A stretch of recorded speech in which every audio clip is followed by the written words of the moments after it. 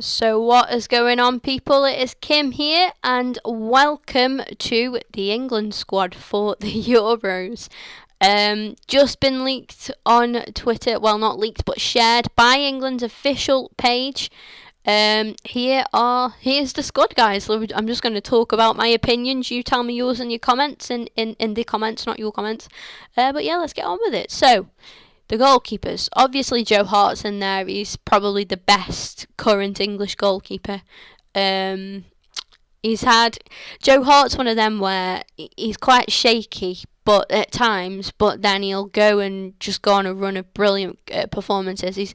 He's so crucial for Man City. You know, this season I've seen him in the likes of the Champions League. He's made some absolutely massive saves, and he is still a fantastic keeper. But, however, alongside him, there's Fraser Forster, and a well-deserved call-up from him. I personally would have no complaints over these two at all, being in the England lineup. And yeah, it's just shows that, I mean, it's quite exciting now because we have got quite a few good young keepers coming up. There's likes of Forster and Tom Heaton as well, who by no means is a bad keeper. Can honestly admit that I haven't paid too much attention to Tom Heaton this season, with him playing in the Championship. Obviously it's not something that it's not a league that I focus on too much, but I do hear good things about Tom Heaton, and I can understand the decision. I don't think it's a particularly bad decision at all. Obviously, I think without a doubt, Jack Butland would have been alongside Forster and Hart had it not been for his injury. And to be honest, even as an Arsenal fan, I felt so sorry for poor Jack because he's had such a good season with Stoke this season. Again, he's been so vital to a lot of Stoke's performances, a lot of Stoke's points this season. And without him, they showed it. Since his injury, they haven't quite hit it. I mean, the league finished yesterday, but just seeing how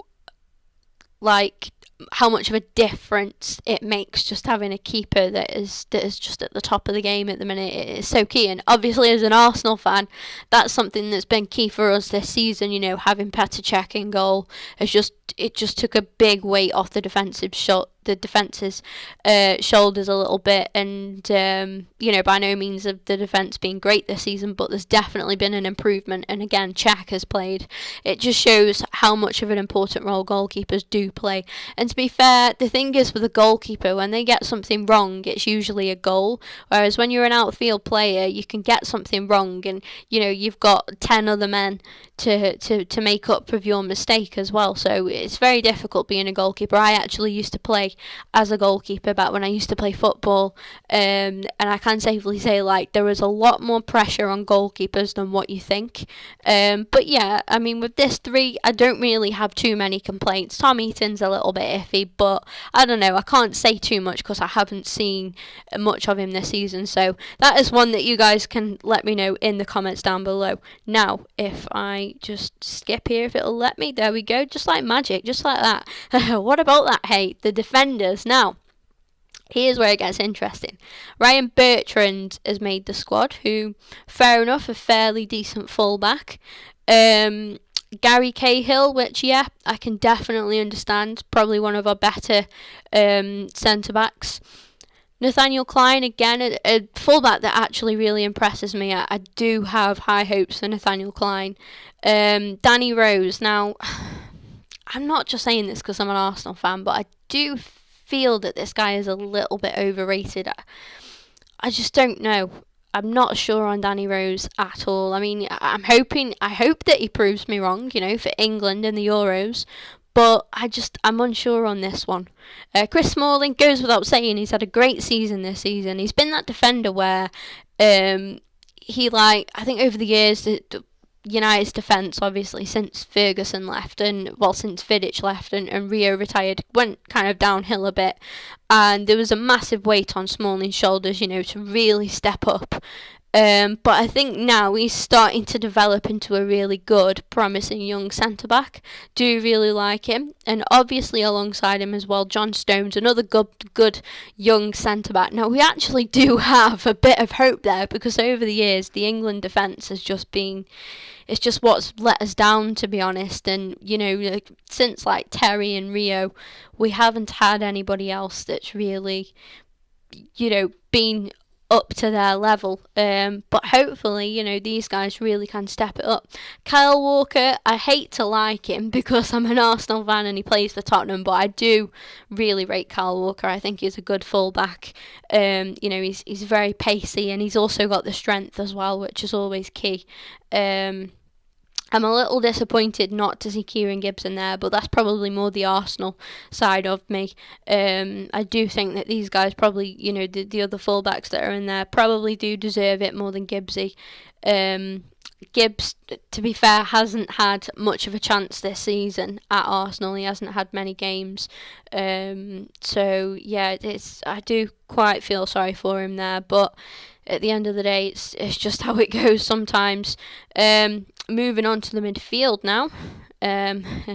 This is where people will cause an absolute riot. I'll save the best for last. Dele Alli to kick us off with. A great season with Tottenham this season. Think he needs to work on his shooting a little bit, because the last time he played for England he missed quite a sitter, but he's a good player, Dele Alli is, and he's taken Tottenham to, helped for Tottenham to reach the best finish. I can't even bloody speak, guys. Sorry, to reach their best finish in the Premier League in absolute years, and he was part of that squad and had a massive impact. Ross Barkley, another good young player. It's good to see a lot of young talent in this side. I'm not gonna lie, it does really impress me. I think that's where England have gone wrong over the years. We've used big names too much, and it's just like, I don't know, it's quite annoying. Because there are far better, younger players that are more willing to play, and don't feel like they can walk in the team, feel like they do really need to earn a place in that team. Fabian Delph, probably an iffy one. I don't know. He's not been as good for Man City as what he was for Aston Villa, but obviously, he can prove me wrong. He has had, I think he scored a few goals, hasn't he, this season? And goals aren't everything in the midfield. You do need midfielders that can get back and help out defensively as well. So maybe he can help us out there. Eric Dyer, another good Tottenham centre midfielder. He's more of a central defensive midfielder, isn't he, Dyer? And yeah, again, he's been really good this season, proven to be quite a good young player, and it's interesting to see. It just leaves this door wide open for the future. What will actually be the official England lineup? Who's actually going to get in ahead of who in that starting 11? Because alongside him, Danny Drinkwater, fantastic season with Leicester, obviously winning the league, and again played a huge part in it. Just a fantastic player all around. Jordan Henderson, I was quite surprised to see, is another one that's a little bit hit and miss. Now, on his day, he can be absolutely fantastic. He's had, obviously, much pressure on his shoulders with Gerrard leaving Liverpool, and people now looking up to him to kind of step up and be the next Steven Gerrard, if you like, or somebody upon his level. And he is very young, and it is a lot to ask of him, but I don't think he's done too badly. I think he's going to have to really put on some good performances to start for England, but he's still a player that I can understand why he is in there.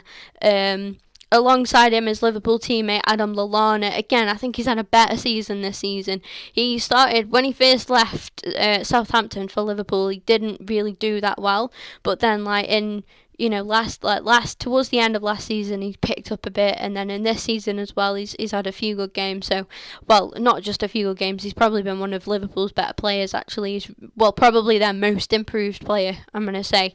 James Milner, a player who I absolutely admire for his work rate. He's just brilliant offensively and defensively. He's got so much talent. He's an absolute powerhouse. He's an engine, isn't he? An absolute tank. He'll run back and forth for 90 minutes, and yeah, be prepared to do it. In the next game as well. He's just really, really, a really underrated player in my opinion. Alongside him, ex-Liverpool teammate, well, actually they didn't play together, did they? But ex-Liverpool, nevertheless, Raheem Sterling now. Controversial one, really. I mean, who would you put in over Sterling? Or, I mean, Ox is injured, obviously, but I don't know. I feel that Ox hasn't done an awful lot for Arsenal this season, but I think he's done more for Arsenal than what Sterling's done for Man City. Sterling, in his defence, he came to Man City at a massive price, which you can't blame him for. People are like, he cost 50, whatever million. And, people blame that on him. That's not him. He's not the one who paid, Liverpool that. He's not the one who come up with that sum. Okay, you can laugh at his wages, what he earns, but I don't know. I think that it's transfers like that put so much pressure on players, because the fans, they think, oh my god, we've just wasted all that money. This guy better be worth it. And obviously he really hasn't lived up to it this season. But like I say, he's really young, and I think it's an awkward thing for him to do. I think really the media and everyone should just leave him alone and let him just show us what he can do. I know last time when we took him to the competition, he was pretty good, not gonna lie. He was back in 2010, wasn't it? Maybe I'm getting confused. Honestly, my international football knowledge is not great. I'm not gonna lie, because I'm an England fan and try to ignore it basically for obvious reasons. But I remember him having a shot and like from distance, and it was a cracking effort. Nearly went in. And he was looking good, but obviously that was back when he was playing for Liverpool, so I don't know, can he do it again? Maybe, because he's not wearing that Man City shirt, he might perform a bit better, because he hasn't got people looking at him thinking, this guy cost us 50 million, what is he doing? To be fair, he has scored a few goals this season as well, so he scored in the Champions League. It's a big goal, to be fair. Andros Townsend, loved this guy after yesterday. Get in there, Newcastle beating Tottenham. And obviously Townsend contributing. He had a really good game, actually. I watched it on Match of the Day. Of course I watched it on Match of the Day, being an Arsenal fan. But yeah, Townsend, again, left Tottenham for Newcastle, probably to get more game time. Obviously to get more game time. Show him what he can do more. And I really like Andros Townsend. I think he's probably looking to start over the likes of Sterling. Not gonna lie, I would rather start Townsend. And also, again, he does do well for England. He has got quite a good record for England.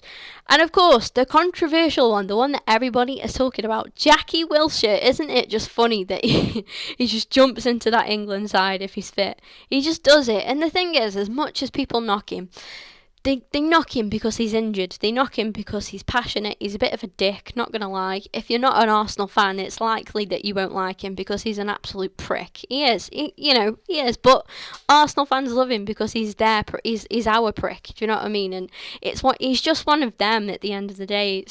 It's great. And to be fair, again, he has a really good record with England. I remember when Rooney was trying to break that record, which he did eventually break, Wilshere played so many chances to him.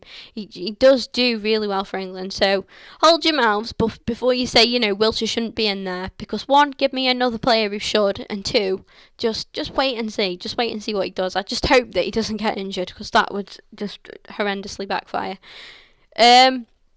Finally, the forwards now. This I'm actually really pleased about. Sad not to see Danny Welbeck up there. Again, another player with a good England record, but obviously losing out to injury. He's had a fantastic end of the season at Arsenal, made a really big impact after coming back from a long injury and then sadly going out to another injury again. I hate the word injury so much. Being an Arsenal fan, injury is just, we're used to it though, to be fair. It's like, who's injured today, Harry Kane to start with, again, another player obviously played a massive part in Tottenham's success this season.